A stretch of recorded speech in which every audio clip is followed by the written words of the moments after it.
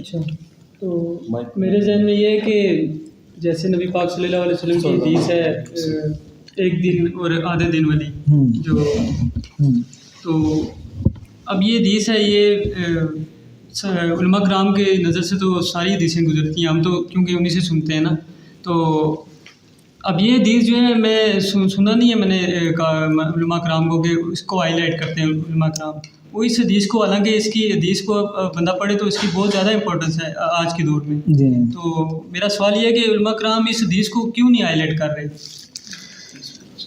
اللہ تعالیٰ نے کوئی اجر ہمارے لیے بھی لکھنا تھا نا، اگر سارا کام وہی کر دیتے تو ہمارا حصہ کیا ڈرتا؟ ذمہ داری تو ان کی ہے نا۔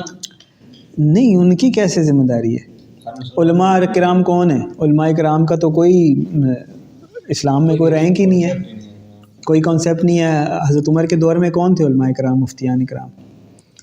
خلفائے راشدین کے دور میں کون تھے علماء کرام، مفتیان کرام؟ جیسے ان کی ذمہ داری ہے ویسے ہماری بھی، ہم نے کیوں کسی کو وہ ایک خاص ایک ڈپارٹمنٹ دے دیا ہے؟ وہ بات آپ کی ٹھیک ہے، لیکن جیسے ہمارے ملک کا کلچر بنا ہوا ہے نا کہ لوگ جو ہے نا فالو کرتے ہیں نا علماء کرام کو، ان کی بات کو اہمیت دیتے ہیں بنسبت عام بندے کی بات کی، کہ میں اگر کسی کو یہ حدیث سناؤں گا تو میری بات کا اس طرح لوگ یقین نہیں کریں گے جس طرح ایک عالم کی بات کا یقین کریں گے۔ تو عالم آ گیا بہت بڑا، یہ لوگ اس طرح کے سوال کرتے تانے مارتے ہیں۔ تو اس وجہ سے میں کہہ رہا ہوں کہ ان کی یہ ذمہ داری بنتی ہے، ذمہ داری تو بنتی ہے، لیکن وہ ہم سب کی بنتی ہے نا، جیسے ان کی بنتی ہے ویسے ہماری بھی بنتی ہے۔ اگر وہ نہیں کرے پھر ہم بھی نہ کریں۔ ہم ہاں تو ہوتا ہے وہ اپنا کام کر رہے ہیں، فقہ کے اوپر کام کر رہے ہیں، جو معاملات ہیں سارے اپنی طرف سے جو ہو رہا ہے کر رہے ہیں، لیکن اگر ان سے کسی چیز میں کمی کوتاہی رہے گی اسی لیے تو ہمیں کرنا پڑے، ہم کر رہے ہیں، اللہ تعالیٰ قبول فرمائے۔ تو یہ ہے کہ جیسے ان کی فقہ کی چیزیں ہم لیتے ہیں اور ان کے جو معاملات جن کے اوپر ان کی گرفت ہے ہم ان کو اہمیت دیتے ہیں، اسی طرح ان کو بھی دھیان کرنا چاہیے، ان کو بھی اپنے اوپر یہ نہیں لے لینا چاہیے کہ سب ہمیں ہی پتہ ہے۔ اگر کسی کو اللہ تعالیٰ نے توفیق دی ہے، کوئی بات سامنے آ گئی ہے، کسی کی نظر سے گزری ہے اور وہ اس کو ہائی لائٹ کر رہا ہے، تو اب ان کا بھی کام بنتا ہے کہ وہ اس کو بھی ویلیو دیں اور اس کے اوپر غور کریں، اور اگر بات صحیح لگے تو اس کے اوپر عمل بھی کریں اور اس کو آگے بھی پہنچائیں۔ اچھا ویسے بھی اس کا یہ جو حدیث ہے اس کا تھوڑا سا کنفیوژن ہے کہ ایک دن اور آدھا دن، اور جیسے نبی پاک صلی اللہ علیہ وسلم نے جس ٹائم یہ حدیث بیان فرمائی تھی، تو اب وہ مکی دور کی یہ حدیث ہے، تو مدنی دور یہ تھوڑا کلیئر کر دیں کہ مطلب اس حساب سے ٹائم لائن بتا دیں کہ جو عرصہ حدیث کے مطابق۔ علماء بھی یہ بیان نہیں کرتے۔ اب یہ مجھے تو نہیں پتا کہ یہ مکی ہے یا مدنی ہے، کس دور کی حدیث ہے، لیکن یہ اتنا زیادہ نہیں میٹر کرتا کہ 5 سال اوپر ہوں گے 10 سال نیچے ہوں گے، یہ اتنا میٹر نہیں کرتا۔ اصل میٹر یہ کرتا ہے کہ 1500 سال کے لگ بھگ ہے۔ اب یہ تو نہیں اللہ تعالیٰ نے بالکل پریسائز تو نہیں کہ جو ہی 1500 پورے ہوئے تو ختم، ایک اپروکسیمیٹ آپ صلی اللہ علیہ وسلم نے اشارہ کر دیا کہ 1500 سال سے تجاوز نہیں کرے گی، اس حدیث کا مفہوم یہ بنتا ہے۔ تو اب وہ ضروری نہیں ہے کہ پورے 1500 ہی ہوں، وہ 1470 بھی ہو سکتے ہیں، 1480 بھی ہو سکتے ہیں، 1502 بھی ہو سکتے ہیں۔ اب جیسے سورۃ الکہف کی پہلی 10 اور آخری 10 آیات پڑھنے کا روایات میں ملتا ہے، لیکن اگر آپ سورۃ الکہف کی آخری 10 آیات پڑھیں تو وہ تو ابھی پچھلی بات چل رہی ہے، وہ رکوع جو ہے وہ آخری 9 آیات پہ ہے، تو اب وہ انکمپلیٹ بات ہوتی ہے اگر آپ 10 آیات پڑھیں، ٹھیک ہے، تو وہ رکوع جو بنایا گیا ہے وہ آخری 9 آیات پہ بنایا گیا ہے، تو افحسب الذین کفروا یہاں سے یہ آخری 9 آیات بنتی ہیں۔ تو اب آپ آخری رکوع پڑھیں گے، وہ ایک اپروکسیمیٹ آپ صلی اللہ علیہ وسلم کی طرف سے اشارہ ہے، ضروری نہیں ہے کہ 10 ہی ہوں، ٹھیک ہے، وہ سمجھ جاتی ہے 10 بھی پڑھ سکتے ہیں، لیکن قرآن کو بھی مکمل جو بات ہے اسی طریقے سے پڑھنا چاہیے نا۔ تو جو اگلی بات شروع ہو رہی ہے وہ افحسب الذین کفروا ان یتخذوا عبادی من دونی اولیاء، یہاں سے بات شروع ہوتی تو آپ 9 پڑھتے ہیں، لیکن جو پہلی 10 آیات ہیں وہ میرے خیال میں رکوع بن رہا ہے 11 یا 12 آیات کا، تو یعنی رفلی پہلی 10 اور آخری 10 آیات کا بتایا گیا ہے۔ تو اسی طرح یہاں پہ بھی یہ میٹر ہے کہ ضروری نہیں ہے کہ پورے 1500 ہی ہوں، چلے مدنی تھی یا مکی تھی، چلو 5 سال 10 سال اوپر نیچے اگر کوئی ہو رہے ہیں تو وہ اتنا میٹر نہیں کرتا۔ پھر بھی دیکھیں نا، ہم آخری دور میں ہی ہیں، چلیں 50 رہ گئے یا 40 رہ گئے، بات تو ایک ہی ہے، بہت کم رہ گئے. ہم نے تو آخرت کی تیاری کرنی ہے. اللہ تعالیٰ ہم سب کو تیاری کرنے کی توفیق عطا فرمائے. ویس بھائی جیسے کہ سورہ کہف کے بارے میں بھی آپ نے بولا کہ پہلی 10 آیات یا آخری 10 آیات یہ دجال سے مطلب بچنے کے لیے کہ جس نے یہ پڑھ لی تو دجال سے محفوظ رہے گا اس کے فتنے سے. حالانکہ اگر آپ ان کا ترجمہ پڑھیں تو اس میں تو ایسی ویسی کوئی بات نہیں ہے کہ آپ انڈائریکٹلی بھی دیکھیں تو اس کا کوئی لینا دینا نہیں ہے دجال سے. تو یہ کیا مطلب اس کا کوئی ریلیٹ ہو سکتا ہے اس طرح سے؟ دیکھیں سورۃ الکہف کی جو پہلی 10 آیات ہیں نا، ان کے اندر ایک دعا ہے جو اصحاب کہف نے کی تھی. ربنا آتنا من لدنک رحمتا وہیئ لنا من امرنا رشدا، کہ اللہ ہمیں اپنے پاس سے رحمت عطا فرما اور ہمارے معاملات کو اپنی رحمت سے سیدھا فرما دے، درست فرما دے. یہ دعا انہوں نے کی تھی تو اللہ تعالیٰ نے ان کے لیے معجزہ کر دیا تھا کہ ان کو کہف میں غار میں سلا دیا تھا، 309 سال کے لیے سلا دیا تھا. اور وہ جو اس دور کا دجال تھا، اس دور کا فتنہ تھا، اس دور کا بادشاہ تھا، اس دور کا ظالم حکمران تھا، اس سے ایسے اللہ تعالیٰ نے ان کو بچا لیا تھا کہ ان کا بال بھی بیکار نہیں ہوا، ان کو کوئی تکلیف نہیں ہوئی.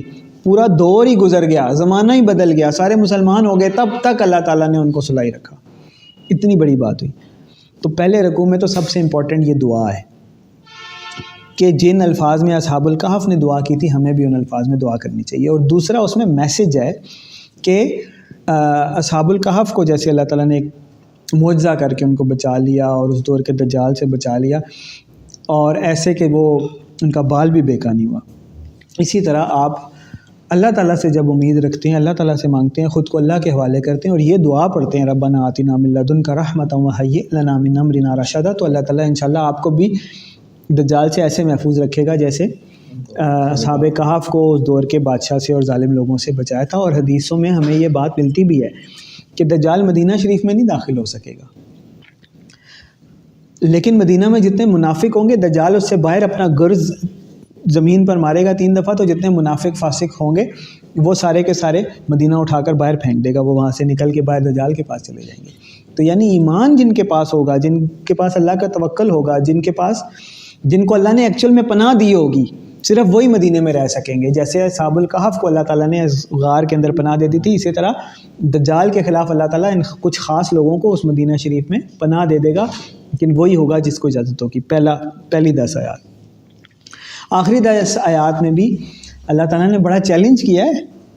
افحسب الذین کفروا ان یتخذوا عبادی من دونی اولیاء، کیا دجال اور اس کے ساتھیوں نے، کافروں نے کیا سمجھ رکھا ہے کہ یہ میرے بندوں کو اپنے دوست بنا لیں گے؟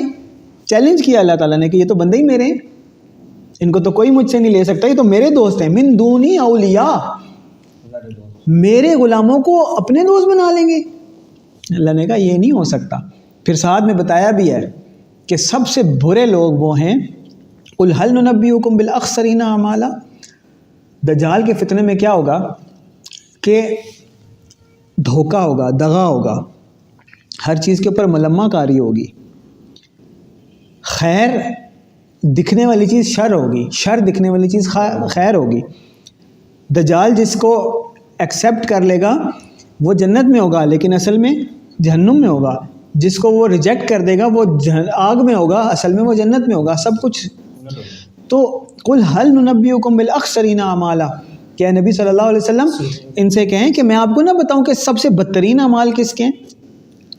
الذین ضل سعیہم فی الحیاۃ الدنیا وہم یحسبون انہم یحسنون صنعا. یہ تو وہ ان لوگوں کے بدترین اعمال ہیں کہ جو ساری عمر یہ سمجھتے رہے کہ ہم نیک اعمال کرتے ہیں، اچھے کام کرتے رہے ہیں، لیکن ان کے سارے اعمال ضائع کر دیے گئے.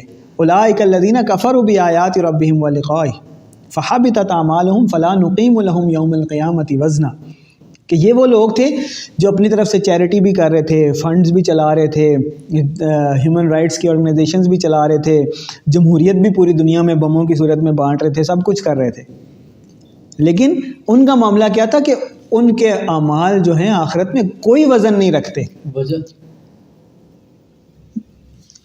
یہ بتایا نا کہ بما کفروا، کہ انہوں نے کفر کیا، اللہ تعالیٰ کا انکار کر دیا. یعنی جتنے بھی آپ کو چیریٹیز نظر آتے ہیں لوگ، آپ نے سنا ہوگا وہ جی بڑے انصاف پسند معاشرہ ہے، وہ جی بڑا وہاں پہ پیورٹی ہے، وہاں پہ ویسٹ میں فلاں ہے، یوں ہے وہ ہے، یہ سب کے سب اعمال ضائع کر دیے جائیں گے. نہ صرف کافروں کے بارے میں بلکہ ان لوگوں کے بارے میں بھی، چاہے وہ ساری عمر نیک اعمال کرتے رہے ہوں، لیکن دجال کے فتنے میں مبتلا ہو گئے تو سب اعمال کارت، سب ضائع. اور پھر آخر میں اللہ تعالیٰ نے کیا فرمایا کہ قُلْ لَوْ كَانَ الْبَحْرُ مِدَادًا لِكَلِمَاتِ رَبِّي لَنَفِدَ الْبَحْرُ قَبْلَ أَن تَنْفَدَ كَلِمَاتُ رَبِّي وَلَوْ جِئْنَا بِمِثْلِهِ مَدَدًا.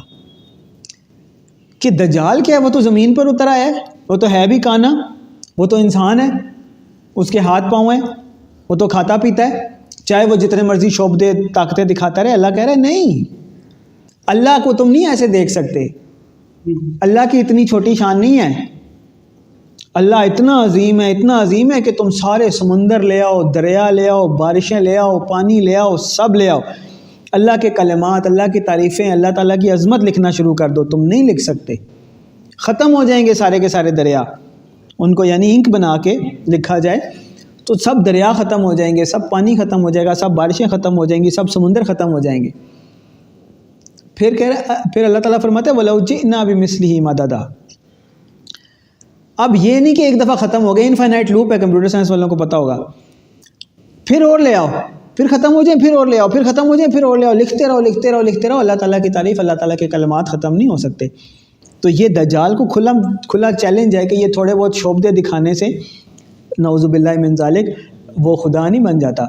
اللہ تعالیٰ تو بہت عظیم ہے، اس کے تصرف میں صرف یہ دنیا کی چیزیں نہیں ہیں، اس کے تصرف میں ساری کائنات ہے، اس کے تصرف میں انسان، حیوان، جنات، حشرات الارض، ستارے، سیارے، فرشتے، ساتوں آسمان، زمینیں، جو کچھ بھی اس کائنات میں ہے جن کا ہمیں نام نہیں بھی پتہ، جن کے بارے میں ہم جانتے بھی نہیں، وہ سب اللہ تعالیٰ کے اختیار میں ہے. یہ شوبدے دکھانے سے دجال جو ہے وہ نعوذ باللہ خدا نہیں بن جائے گا. یہ چیلنج. پھر آخر میں اللہ تعالیٰ کیا فرما رہا ہے کہ آخری آیت کیا ہے کہ قُلْ لَوْ كَانَ الْبَحْرُ مِدَادًا لِكَلِمَاتِ رَبِّي لَنَفِدَ الْبَحْرُ قَبْلَ أَن تَنْفَدَ كَلِمَاتُ رَبِّي وَلَوْ جِئْنَا بِمِثْلِهِ مَدَدًا.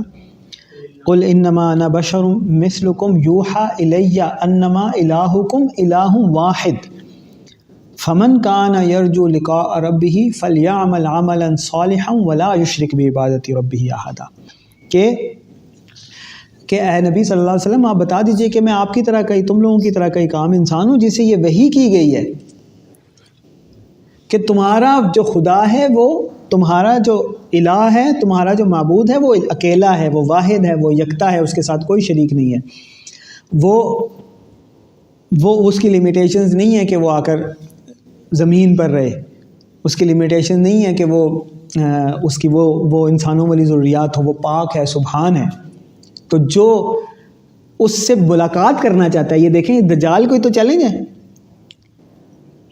فمن کان یرجو لقاء ربہ فلیعمل عملا صالحا ولا یشرک بعبادۃ ربہ احدا. تو کہ تم دجال کو خدا سمجھ رہے ہو، اگر تم نے واقعی خدا سے ملنا ہے، اللہ سے ملنا ہے، ملاقات کرنی ہے، لقاء کا ورڈ ہے، تو نیک عمل کرو، یعنی جو شریعت آپ صلی اللہ علیہ وسلم لے کر آئے ہیں اس کے اوپر عمل کرو، اور اللہ کے ساتھ کبھی کسی کو شریک نہ ٹھہرانا.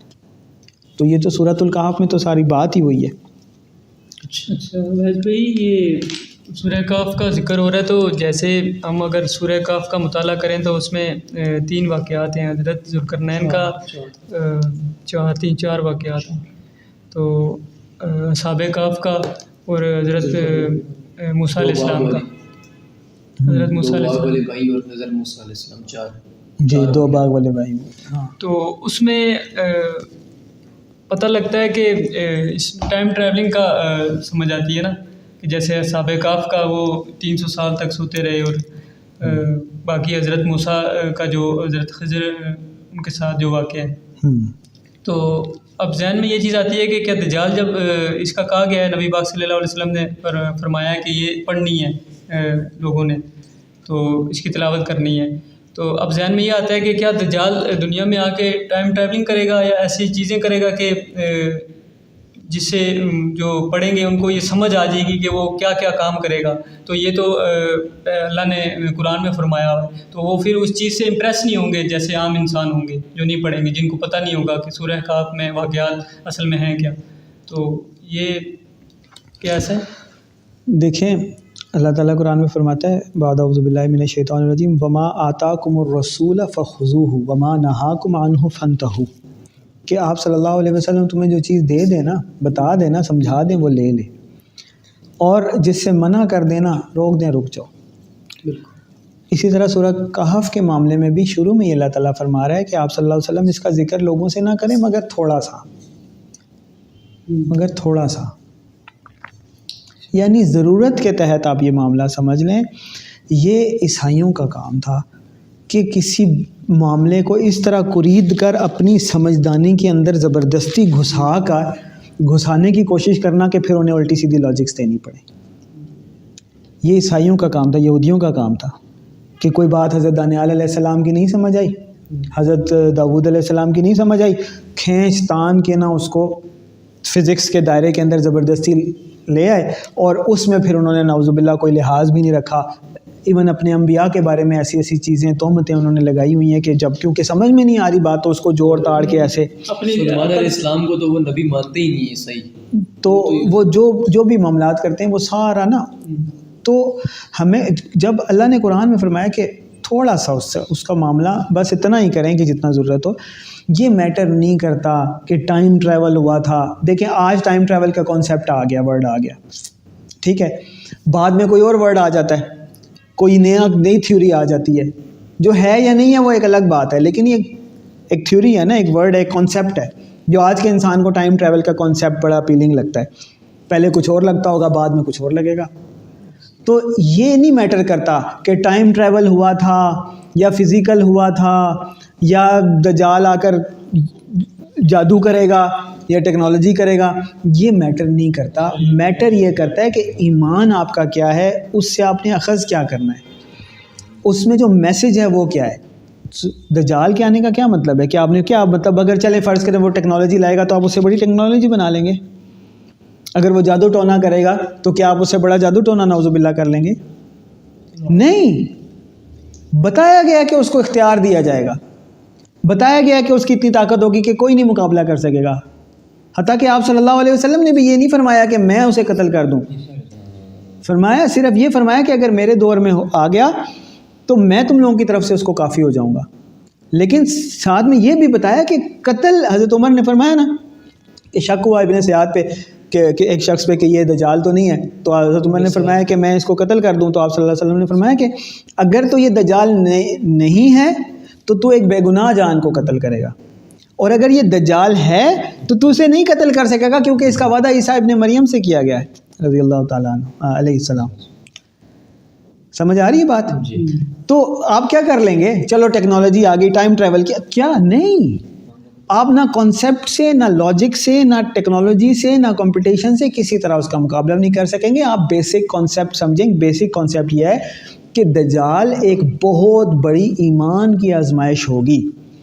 ہر صورت آپ کو اللہ پہ توکل کرنا ہے, ہر صورت آپ کا ایمان مضبوط رہنا چاہیے. آپ کے سامنے کچھ بھی آ جائے, آپ کے سامنے لاکھ لاجکس توڑ لی جائیں, آپ یہی کہیں کہ میں بغیر دلیل کے اللہ کو ایک مانتا ہوں, میں بغیر کسی لاجک اور حجت اور کسی چیز کی میں اللہ کو ایک مانتا ہوں. یہ ایمان آپ کا ہر صورت ہونا چاہیے, اور ہر وقت ہر معاملے میں اللہ کے سپرد خود کو کریں, تاکہ دجال اگر اللہ نہ کرے ہمیں اس کا دور دیکھنا پڑے تو ہم مدینہ طیبہ میں ہوں, امام مہدی کے اولین ساتھیوں میں ہوں, جن کو اللہ تعالیٰ دجال سے فیس ہی نہیں کرائے گا, جن کو اللہ تعالیٰ دجال سے محفوظ رکھے گا, جن کے ساتھ یہ میٹر ہوگا ہی نہیں کہ جنہیں فیس نہ کرنا پڑے.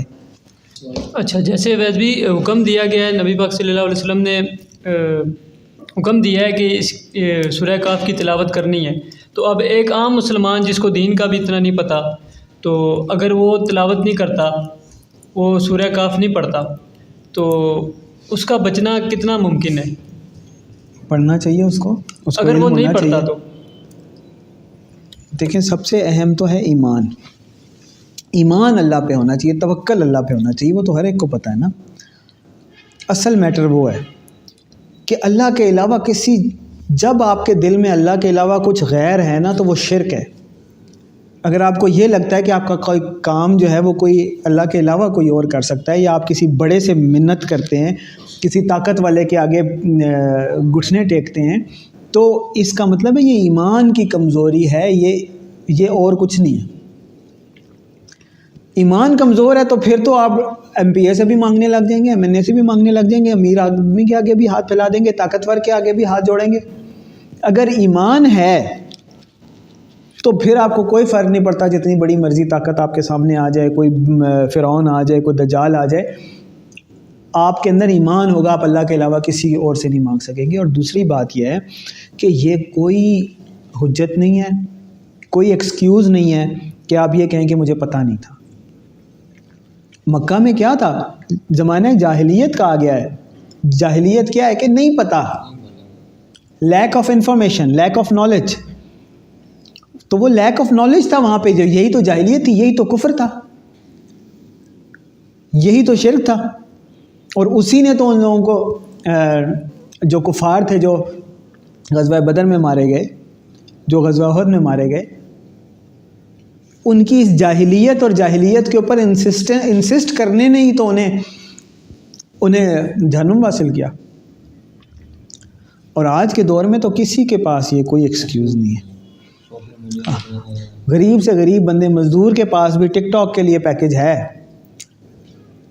تو وہ یہ نہیں کر سکتا کہ وہ خیر کے معاملات دیکھے، اللہ تعالیٰ سے خیر مانگے اور اللہ تعالیٰ سے دعا کرے کہ اللہ تعالیٰ علم دے کسی بھی صورت سے۔ اور خاص کر ہم مسلمان ممالک میں مساجد ہر کونے میں موجود ہیں، ہر گلی میں موجود ہیں۔ جائیں قرآن پڑھیں، وہاں سے درس سیکھیں، جو بھی لوگوں سے پوچھیں۔ سب سے بڑی بات یہ کہ اللہ تعالیٰ سے رجوع کریں، اللہ سے مانگیں کہ ہمیں خیر دکھائے، حق دکھائے اور اہل حق میں شامل کریں۔ سب سے بنیادی چیز یہی ہے، اور پھر اس علم کو حاصل کریں۔ علم حاصل کرنے کا یہ مطلب نہیں ہے کہ پوری کی پوری قرآن کی تفسیر آپ کو اچھی طرح آتی ہو۔ یہ علم کافی ہے کہ اللہ سے ہوتا ہے، اللہ کے سوا سے نہیں ہوتا۔ یہ دل میں راسخ ہو، یہ اصل علم ہے۔ وہ تو انفارمیشن ہے، آپ جتنی مرضی اکٹھی کر لیں دنیا کی انفارمیشن۔ علم یہ ہے کہ اس نیلی چھت سے اوپر 6 چھتیں اور ہیں، اور اس کے اوپر اللہ کا عرش ہے، اور اس کے اوپر جو براجمان ہے وہی بادشاہ ہے، اسی نے سب بنایا ہے، سب اسی کے اختیار میں ہے۔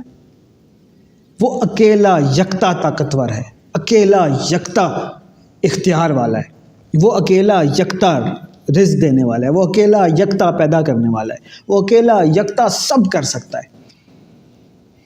اس کے سوا کوئی کچھ نہیں کر سکتا، اس کے آگے کسی کی نہیں چلتی، اس کے آگے کسی کی سفارش نہیں چلتی۔ یہ ہے علم۔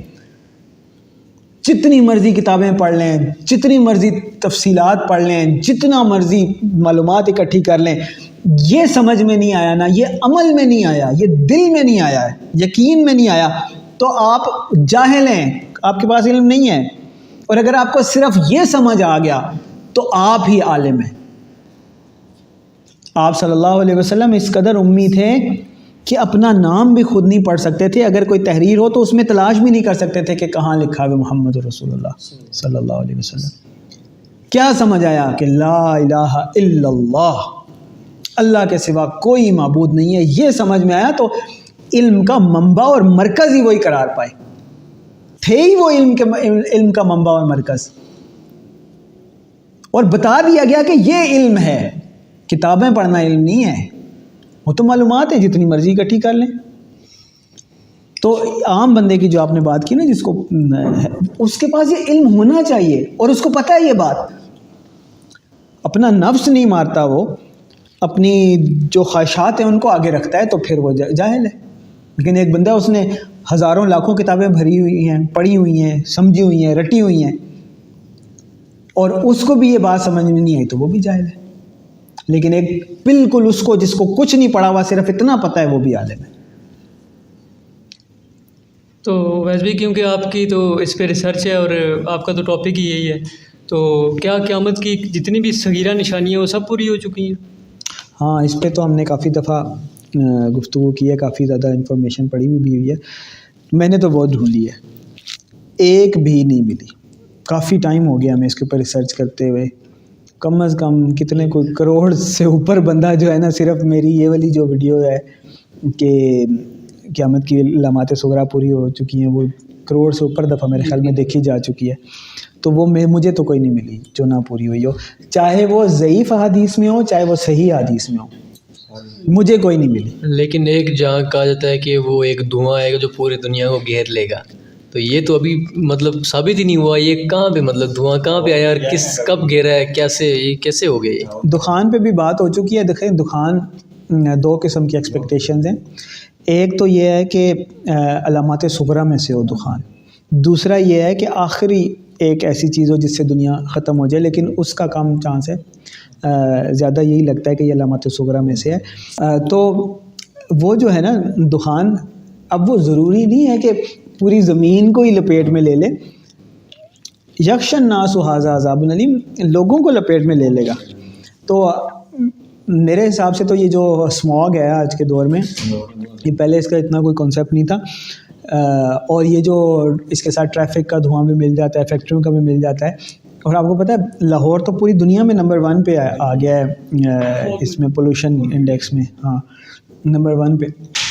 تو پورا شہر کروڑوں کی آبادیاں اس نے لپیٹ میں لے لی ہیں دھوئے نے. اور کیا چاہ رہے ہیں آپ؟ بھی تھوڑی کلیئر کر دیں کیونکہ کافی لوگوں کو کنفیوژن رہتی ہے اس معاملے میں کہ صغیرہ نشانیاں, بعض علماء کرام سے بھی سنتے ہیں کہ وہ یہ کہتے ہوئے نظر آتے ہیں کہ ابھی قیامت میں. نہیں تو بتائیں نا, کوئی مجھے بھی بتائیں نا. میں تو علماء سے بھی کہتا ہوں, آپ لوگوں سے بھی کہتا ہوں, آپ لسٹ لے آئیں, کوئی ایک تو بتائیں جو نہ پوری ہوئی ہو. اس پہ میں نے کہا جو تمام کر دیں گے جتنی بھی صغیرہ نشانی دیکھیں کوئی لائے, پھر مجھے بتائیں نا. کروڑ 1.5 کروڑ بندے میں سے تو کوئی نہیں لا سکا. میں نعوذ باللہ من ذالک میں چیلنج نہیں, اللہ معاف کرے, میرے سمجھ کے مطابق یہی ہے.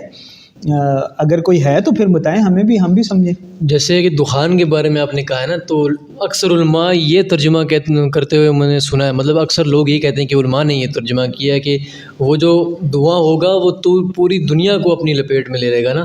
تو اب اکثر آپ ایک شہر کا نام لے لیں, جیسے لاہور ہو گیا یا کراچی ہو گیا, تو کیا ساری, یا کچھ علماء تو یہ بھی کہتے ہیں کہ ساری نشانیاں کیا پاکستان میں ہی پوری ہونی تھی؟ تو چائنا میں نہیں, سب سے پہلے تو یہ آیا ہی چائنا میں تھا.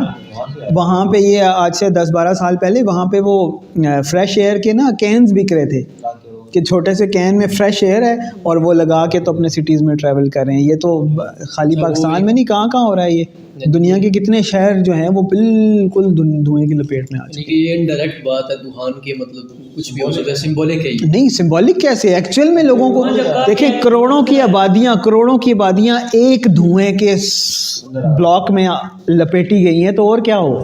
کروڑوں کو چھوٹی بات ہے, ایک تو دھواں ہی ہے, تھوڑی سی آگ لگ جائے کسی فیکٹری میں, اللہ نہ کرے کسی بڑی جگہ پہ بھی آگ لگ جائے تو 500,000 بندہ لپیٹا جائے گا, ایک بستی لپیٹی جائے گی. لیکن یہ چھوٹے شہر نہیں, ایسے شہر تو ایگزسٹ ہی نہیں کرتے تھے ہسٹری میں جیسے آج شہر ہیں. کراچی, بمبئی, بالکل شینزن, بیجنگ, کتنے بڑے بڑے شہر ہیں کہ کروڑوں کی آبادیاں ہیں ان کی. تو اسی طرح کئی ایسی ہیں جیسے پیلے جھنڈے ہو گئے یا کالے جھنڈے. پیلے جھنڈے والی جو حدیث ہے نا, اول تو وہ تو کتاب الفتن میں ہے, وہ ایک بہت ویک روایت ہے, لیکن بہرحال وہ بھی پوری ہو چکی ہے. ایک دفعہ نہیں ہوئی, ملٹیپل جگہوں پہ ہو چکی ہے.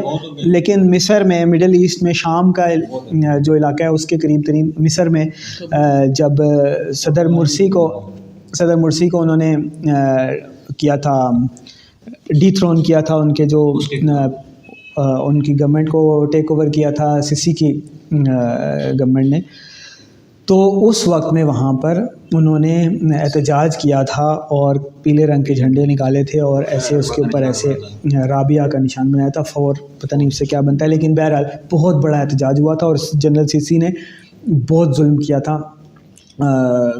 جو خبریں تو بہت کم باہر آئی تھیں, لیکن جو آئی تھیں اس سے بھی روح کانپ جاتی ہے کہ وہ جو پروٹیسٹرز تھے ان کے اوپر بلڈوزر چڑھا دیے, اس نے زندہ جلا دیا, ڈائریکٹ فائر کھولے. جو ظلم ہو سکتا تھا وہ فرعون کے دور کی طرح کی اس نے یادیں تازہ کر دی. اور آج کا جو مصر ہے اور یہ ان لوگوں کا جو مصر ہے وہ تو فرعون کے جو سائنز ہیں ان کو آن کرتا ہے.